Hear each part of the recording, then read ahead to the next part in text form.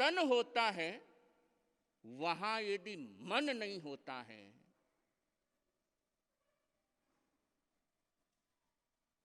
तो न केवल हम दूसरों के साथ छल करते हैं बल्कि स्वयं के साथ भी छल करते हैं। और ये छल रिश्तों को छील देता है।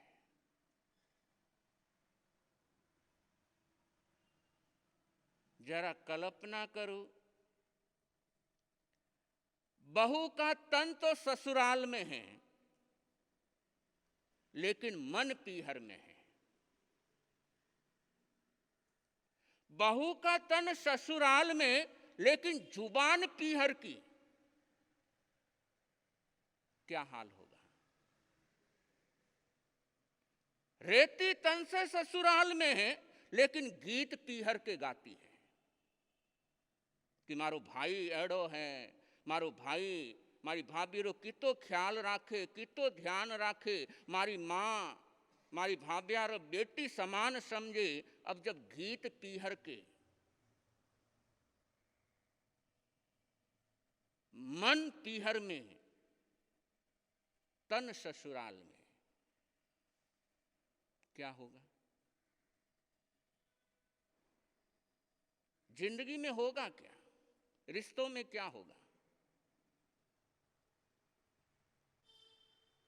तो देखो कि जहां मेरा तन रहता है वहां मेरा मन रहता है क्या?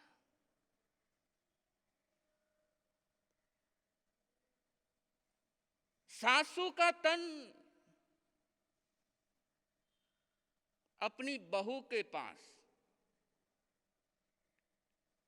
लेकिन सासू गीत गा रही है, सासू की जुबान है पड़ोसी की बहू के पास कि देखो पड़ोस की बहू कितनी बढ़िया है, हमारी जेठानी री बहू कितनी संस्कारी है, हमारे वह रिश्तेदार की बहू कितनी बढ़िया है।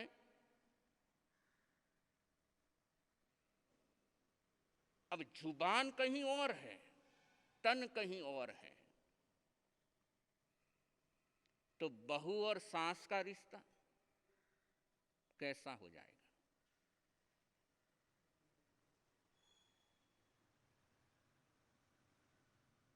जितने हम दूसरों के गीत गाते हैं उतने ही गीत यदि घर वालों के गा दें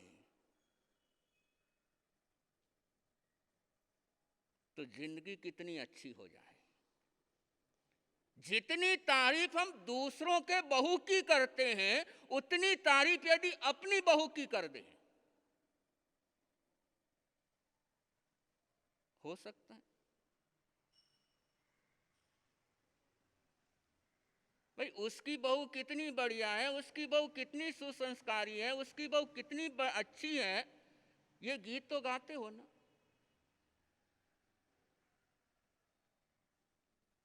यानी जहां हमारा तन है वहां पर हमारी जुबान नहीं, वहां पर हमारा मन नहीं, और चाहते हैं रिश्ते बढ़िया से बढ़िया रहे। कहां से रहे? हो ही नहीं सकता। और अपनी लाइफ में ऐसा ही चलता है। मन हमारा किसी और का होता है और तन से हम और कहीं रहते हैं।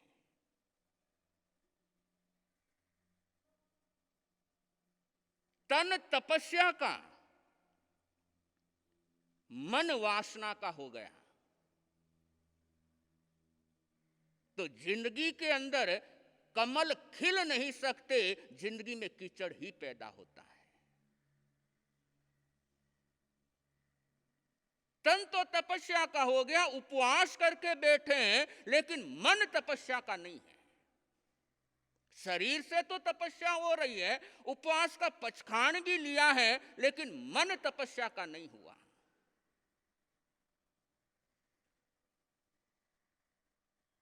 तो तपस्या से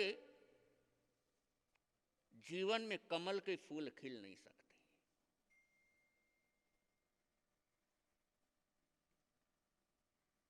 चित्त संभूति मुनि का जिक्र आता है। संभूति मुनि मांस खामण के तपस्वी, मांस क्षमण का पारणा करते हैं और उस तपस्या में अपनी पूरी जिंदगी लगा दी,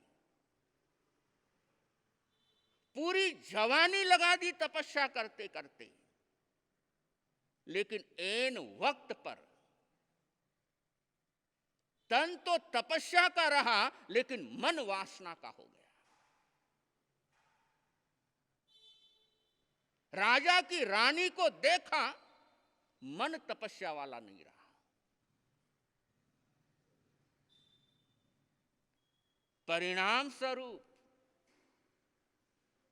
जिस तपस्या के माध्यम से मोक्ष का सुख हासिल किया जा सकता था, उसी तपस्या से नरक की यात्रा कर ली। तो ये बहुत खतरनाक स्थिति होती है जब जहां हमारा तन है वहां पर हमारा मन नहीं रहता है। महाभारत का एक पात्र है जिसका नाम है शल्य।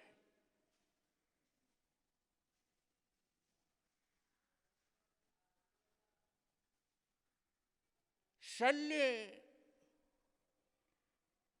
नकुल और सहदेव का मामा, माद्री का भाई।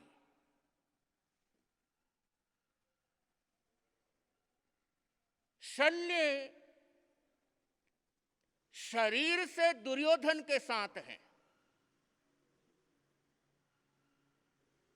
लेकिन मन से पांडवों के पास है।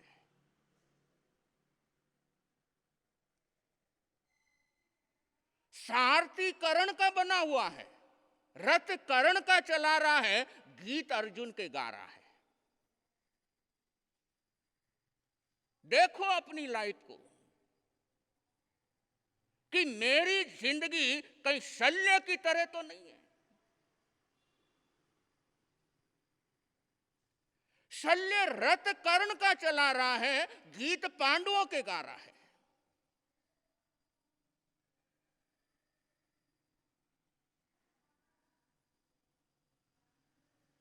और जब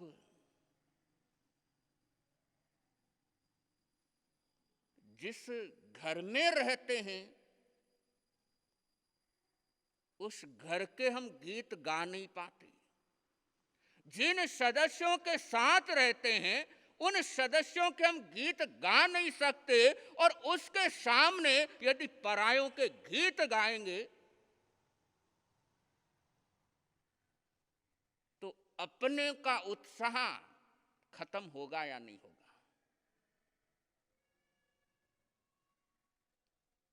रिश्तों में दरार पड़ेगी या नहीं पड़ेगी। और यही काम हम करते हैं।